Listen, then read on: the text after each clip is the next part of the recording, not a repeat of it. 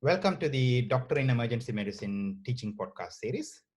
It's a set of podcasts delivered to all clinicians working in the field of emergency medicine. Make sure you will click the subscribe and the bell icon at the bottom so you get notification about our new episodes. Also, find our show notes below the video as well.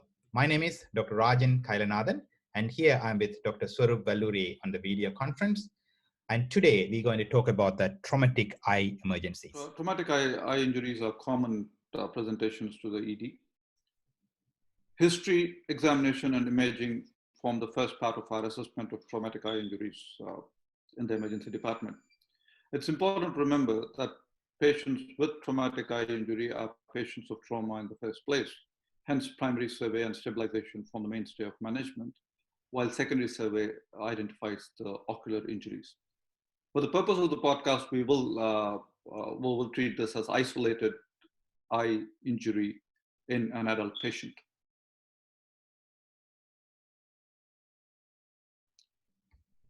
The key elements with regards to the history are the description of the mechanism of history, which help risk stratify.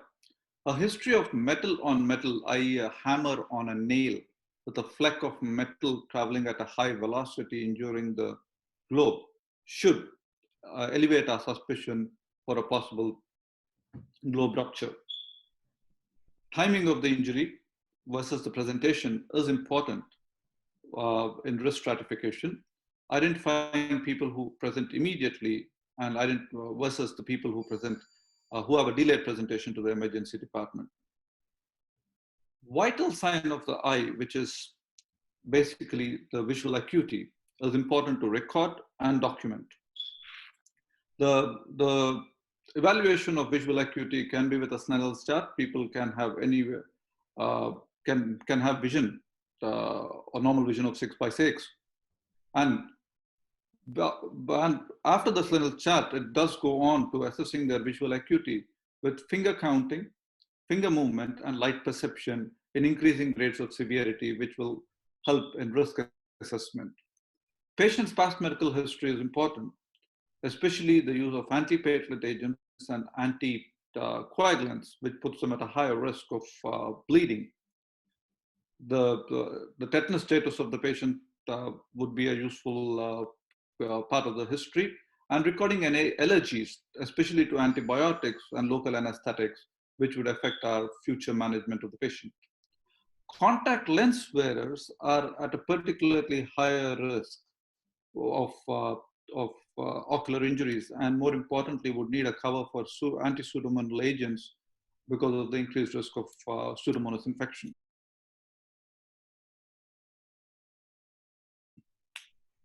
Moving on that from into the examination of the eye, the key element of the physical examination, just as on the history, the visual acuity come back again. It is one of the vital signs of the eye. So acute reduction in the visual acuity should prompt to a sight-threatening diagnosis such as a globe rupture, ocular compartment syndrome, or traumatic retinal detachment. Then moving on from there, a standardized approach to examine the eye from outer to inner is a good way to approach that. So firstly, looking at the outer eye, looking for orbital wall hematoma, stepping on the orbital wall, abnormal extraocular movement, particularly if there is a inferior orbital wall fracture, you get inferior orbital muscle entrapment that will lead to the patient cannot elevate the eyelid upwards. Inferior orbital wall fracture also can give you inferior ocular nerve paresthesia. So patient have paresthesia over this part of the face. And they sometimes can have superior orbital nerve paresthesia if there's a fracture to the superior orbital margin. Then moving into examining the eye, if there is a complete or a partial lid laceration, normally need a prompt evaluation by the plastic surgeon or an ophthalmological surgeon for repair. Then we're looking at the corneal laceration. We will talk about the Snell sign and under the fluorescent dye and cobalt light. We'll talk about that later. Abnormal pupil, such as a peak pupil or a teardrop pupil or asymmetrical pupil, these indicate a globe rupture, and that need prompt management. We also can next we can look into direct and consensual photophobia. So this is normally mean there is an inflammatory iritis secondary to trauma or optic neuritis. Then we talk about swinging the flashlight test to across one eye to the other. Here we're looking at the RAPD or afferent pupillary defect. This is normally if there's a positive sign, such as when you shine the light over to the affected eye from the unaffected eye, the pupil continue to dilate, indicate a positive sign, and that indicate there is a retinal or optic nerve injury.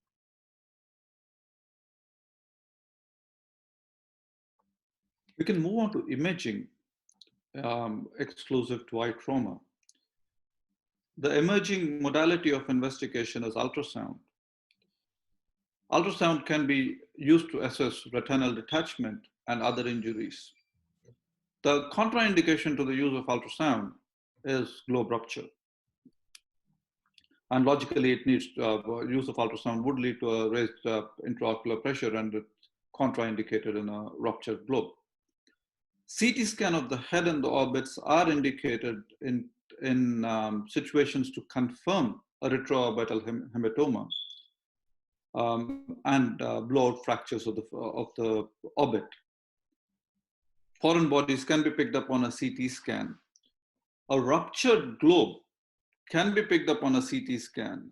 But it's important to remember that a CT scan, a normal CT scan, does not rule out a ruptured globe. It can rule in a ruptured globe, but CT does not rule out a ruptured globe. That's good, Swarup. So that actually concludes our general way of assessing an eye trauma. So let's talk about some particular eye traumas. So let's start with corneal aberrations and burns.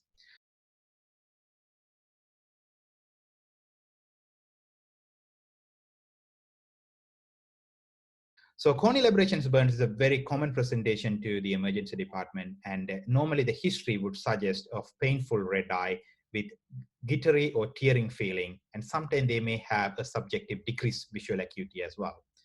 They will have a history of exposure to foreign body. So during examination, this is better carried out in a slit lamp with cobalt light and a fluorescent screen dye.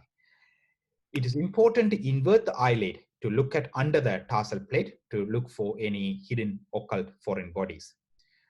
You can see a corneal aberrations due to the fluorescent screen uptake, increased uptake, that can tell us that there is a break in the cornea. You also sometimes see the eye string sign, which is the vertical lines of the fluorescent screen uptake, which normally indicate there is an occult foreign body under the eyelid. It's an important clinical finding called Siddle sign, which is the appearance of the aqueous humor from the anterior chamber is draining out through the full thickness laceration of the cornea. It's classically described as a waterfall or an aqua forming through the fluorescent, which normally indicate a full thickness globe rupture, full thickness corneal laceration or a globe rupture. So coming into treatment of the corneal aberrations, most of the corneal aberration will heal rapidly. The full thickness laceration with the Siddle signs will require ophthalmological consult.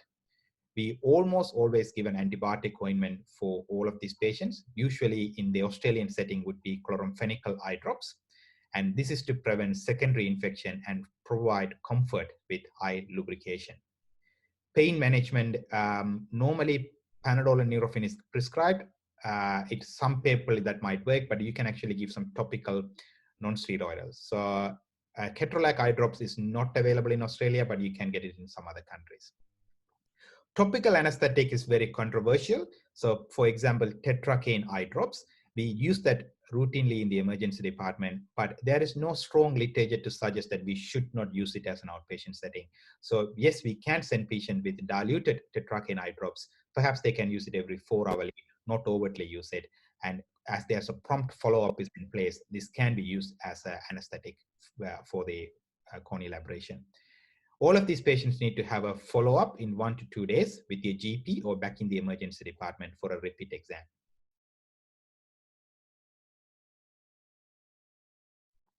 Moving into corneal burns. So these are normally chemical burns. They should be immediately irrigated. So this is a very important point. The chemical patient coming with the chemical burns to the emergency department, first priority is irrigation, even before you check the pH, even before you do any eye examination.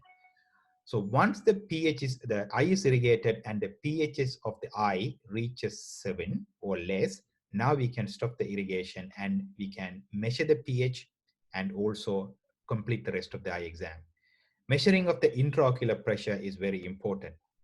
This could be done once the irrigation is completed. We normally manage these patients with antibiotics, analgesia, and a prompt referral to the ophthalmologist. Lastly, of the cornea, foreign body in the cornea.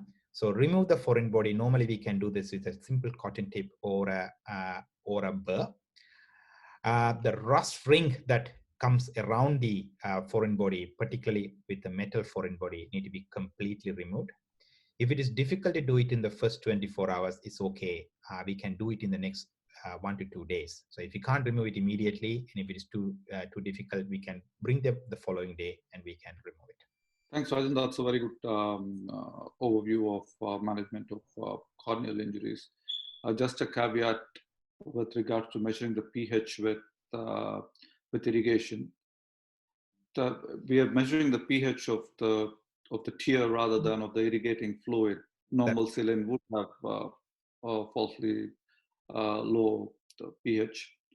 And yes, I agree with the thing about sending people home with topical anesthetics with clear instructions, and possibly just a low volume topical anesthetic that will just tide them through one day. There's been some literature being done on that, and I did read up a few articles on it. And that's what space to watch and probably good for the patient as well. Anyway, let's move on to lid lacerations. Lid lacerations are a very important part of the ocular trauma. I can say up front that I'm not comfortable repairing any lid lacerations in the emergency department. However, simple lid lacerations can be repaired in the emergency department by an emergency provider who's confident and competent at doing it. But there's some special considerations in these situations that need a specialist ophthalmologist or a plastic surgeon to address. And these are lacerations that involve the lid margins and full thickness lacerations of the eyelid. And this is because this would affect the closure of the eye and lead to long-term complications if not done properly. And it's also important to evaluate a globe rupture in any of these presentations. Trauma large enough to cause a complete laceration of the lid can affect the globe, and a globe rupture has to be evaluated very carefully. Multi-layered closure is what's usually done, especially in full thickness the lacerations, and also lacerations through which you have pad extrusion or ptosis. Lacerations involving the medial side of the eye can potentially involve the lacrimal apparatus and will need specialist intervention for repair. Fluorescing staining of the eye is important to evaluate globe rupture in any lacerations, and fluorescing staining will also be useful in evaluating lacrimal duct involvement and trauma to the lacrimal apparatus. So let's moving on to globe rupture. So globe rupture is one of the sight-threatening emergencies. So this can occur with a simple laceration, penetrating eye trauma, or even blunt eye trauma. So the signs of the globe rupture, like we mentioned before, is a peaked pupil or teardrop pupil. And then they also have this the scleral smudge, which means the differentiation between the lens, which is the black part of the eye, and the sclera, the white part of the eye, is smudged. So you don't see a clear demarcation on that. You also can see a subconjunctival hemorrhage and a Siddle sign, which is the lava coming through the fluorescent dye from the anterior chamber. If the measurement of the intraocular pressure is contraindicated in globe rupture, But if the suspicion is low and if you can do it safely, it's controversial. Perhaps you can measure the IOP, and if a significantly low IOP compared to the other eye is considered a globe rupture. But I think for the purpose of this podcast, and I think we're going to strongly advocate not to measure IOP when you suspect globe rupture. CT can make rule in a globe rupture, but it's not a sensitive enough test to rule it out. So the negative predictive value is very low. The treatment for globe rupture is an eye shield, so not a patch. You have to put an eye shield, which is very important. The eye shield do not touch the eye, so it does not provide any further pressure on the eye. And we have to emergently get ophthalmological consult. We have to keep the patient head elevated, similar to managing an intracranial injury. Give them antiemetic, so there is no gag reflex, which can increases the intraocular pressure. We give them tetanus prophylaxis if they are not vaccinated, and adequate pain management, and maybe even need some sedation to keep the intraocular pressure low. In fact, I would go on to say that it's a first binary point of management. Is the globe intact or has the globe ruptured? Which changes our further management of this patient. And I agree with the statement. We would strongly advocate for not checking the intraocular pressure with any suspicion of globe rupture. The use of the eye shield is very important, and it's not an eye patch. The eye shield only adheres to the bony margins of the orbit and does not involve the globe. Next, we move on to traumatic hyphema. Hyphema is basically blood in the anterior chamber. It can occur spontaneously or post-trauma. An important subset of patients that we need to be mindful about in terms of hyphemas are patients with sickle cell disease. And we'll go through the importance of that at a later stage when we cover sickle cell disease. The evaluation of traumatic hyphema lies with clinical examination of the eye, and it can be classified based on the amount of the anterior chamber covered in blood. So the traditional classification is a quarter of the anterior chamber, which is 25%, half, which is 50%, three quarters, which is 75%, and anything above that is 100%. And this helps in risk assessment of the extent of the hyphema. The treatment is emergent ophthalmological consultation, which is indicated especially in people with sickle cell disease, patients who've got greater than 25% involvement of the anterior chamber, and patients with risk of bleeding who are on anticoagulants and antiplatelet agents. The management pertaining to ED specific is to keep the patient in an upright position or at 45 degrees angle to prevent corneal staining and long-term complications from the hyphema. Pain relief is important. Measuring the intraocular pressure is vital, and documenting a normal intraocular pressure and serial examinations of intraocular pressure would be important to evaluate for a traumatic glaucoma. Provide an eye shield for comfort. The use of cycloplegics can be done after consultation with the ophthalmologist. Disposition of these patients has traditionally been to admit everybody with a hyphema, but currently, following consultation with ophthalmology, patients who've got small hyphemas, which are less than 25 to 30% of the anterior chamber and who are otherwise healthy and do not have a risk of bleeding, can be discharged home with strict discharge instructions and a close ophthalmology follow-up, preferably within 24 to 48 hours for evaluation. Yeah, I think that's a new thing in the new evidence is that we actually can, in some of our small hyphemas, home with very close follow-up. Moving into traumatic iritis. So we heard about iritis in inflammatory and autoimmune condition, but the trauma itself can give you inflammation to the iris. This is likely due to the inflammatory mediators being released secondary to trauma. So this, the classic clinical finding is the painful red eye in consensual photophobia. So that means when you shine the eye on the unaffected eye, the affected eye, you get photophobia. So this is due to the pupils is constricting on the affected eye when you shine the light on the unaffected eye, and the iritis is perceiving pain. So that's a classic clinical finding. So painful red eye on consensual photophobia. So you also can find some cells and flare on a slit lamp examination. Sometimes you can see a collection of pus in the anterior chamber, which make you concerned about hypopyon, which is the pus in the anterior chamber. So the management for traumatic iritis is normally ophthalmology consultation in the same day or maybe the day after. With the consultation with the ophthalmologist, we can start these patients on topical steroid and perhaps antibiotics. It's important to recognize that there is a consensual photophobia and consensual light reflex causing photophobia.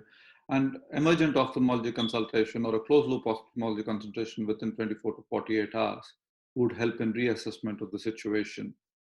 That's right. We'll move on to retrobulbar hematoma. Retrobulbar hematoma is a sight-threatening emergency. The diagnosis is clinical, confirmation is a CT. And going into the pathophysiology of this condition, it's basically a compartment syndrome of the eye with a hematoma in the retrobulbar region, and it's traumatic, obviously. The clinical diagnosis in a conscious patient is a patient who suffered trauma, presents with decreased visual acuity. There's exophthalmos on examination with a raised intraocular pressure. A number of between 35 and 40 is what's considered to be a high-risk zone. CT can be a confirmatory diagnosis, but clinical suspicion should alert the clinician and point in the direction of emergent treatment. The treatment in the emergency department is to reduce the intraocular pressure, and that is done by a procedure called lateral canthotomy. We'll walk through the steps of lateral canthotomy, but I would encourage listeners to have a look at videos available on open access. It's an important procedure, and most people would not have done one. I haven't certainly done one in my career. Neither I. The steps of this procedure are basically to anesthetize the lateral canthus using lignocaine and adrenaline. Use a clamp to clamp the lateral canthal region, which helps in devascularization. A canthotomy is performed by cutting the lateral canthus to a length of about 1 to 2 centimeters. Following this, the lateral canthal ligaments are identified and the inferior canthal ligaments are cut first.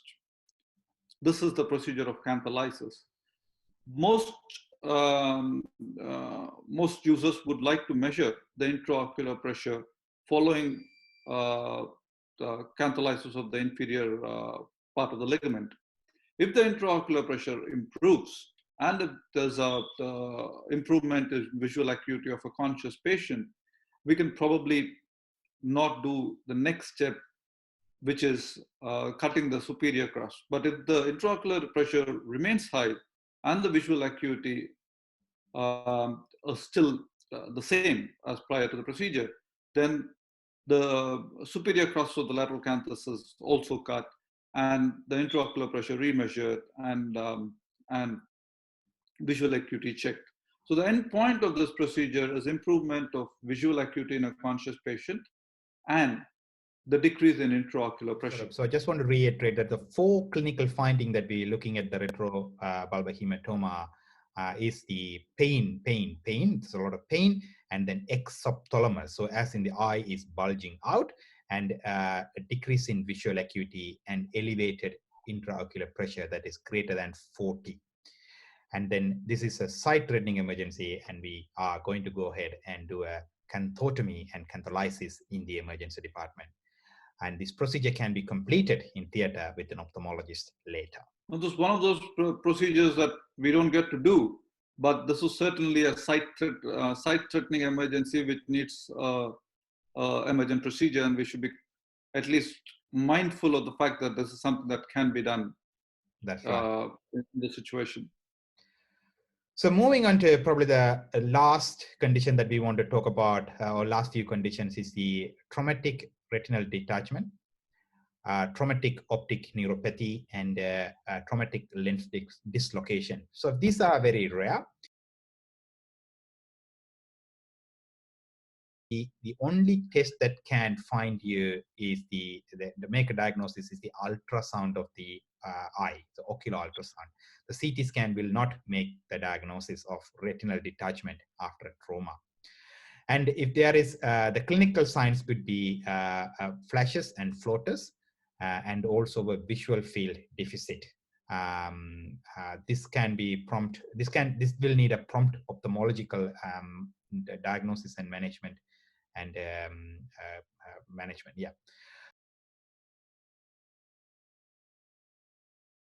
Traumatic optic neuropathy is a very rare condition.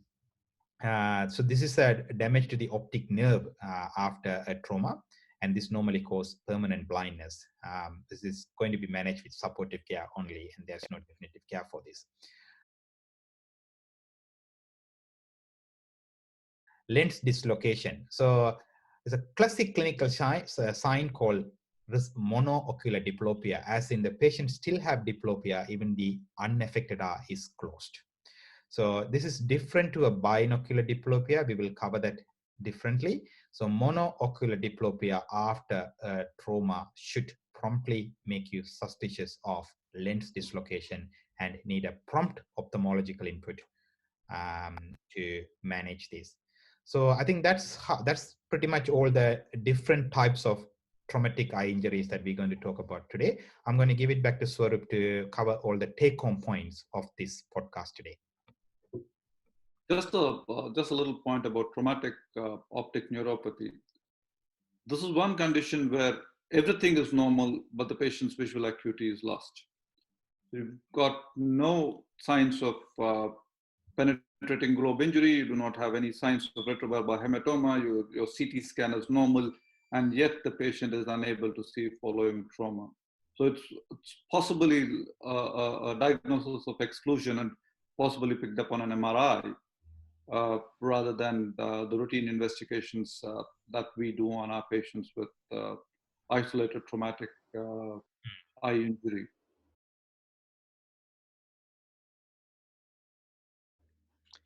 Moving on to the take-home points with regards to eye trauma.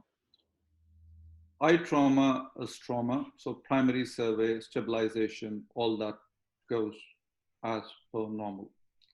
We are discussing here isolated eye trauma. The first thing that we should be very mindful of is to make a decision of whether or not we suspect a globe rupture. And if a globe rupture is suspected, the management is not do an intraocular pressure measurement. The patient is managed with an eye shield with emergent ophthalmology consultation.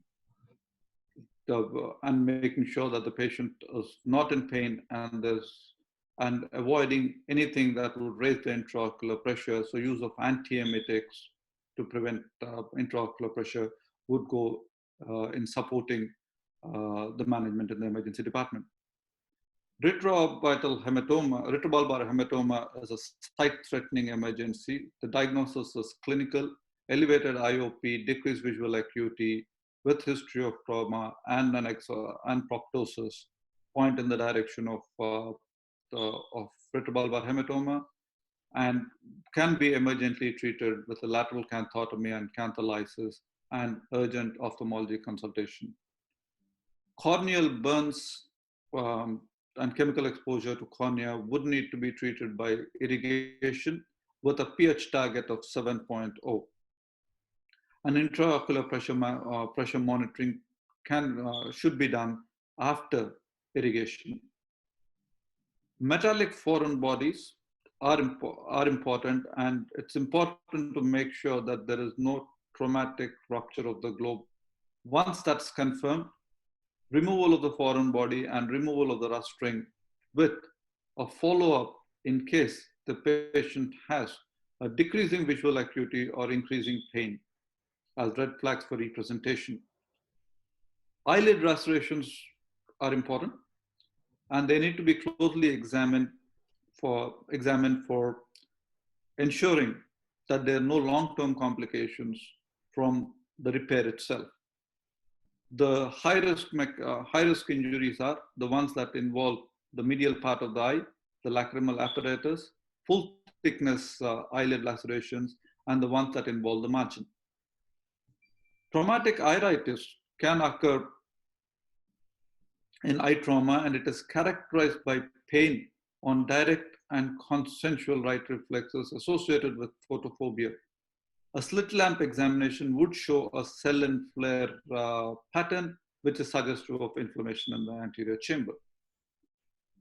Corneal aberrations are extremely painful, but tend to heal quickly. The usual time frame is between 24 and 48 hours.